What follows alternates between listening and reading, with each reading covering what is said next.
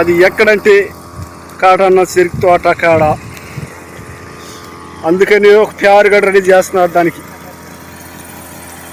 చెరుకు తోటలోకి వచ్చేస్తుందని ఒక ప్యారుగడ రెడీ చేస్తున్నారు.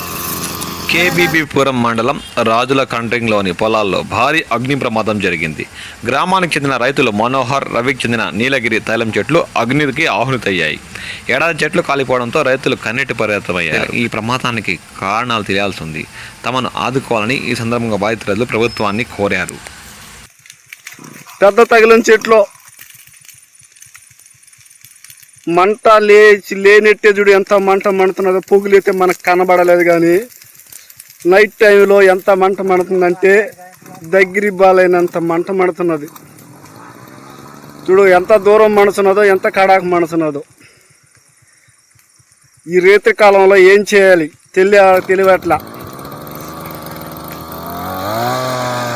అది ఎక్కడంటే కాటన్న చెరుకు తోట కాడ.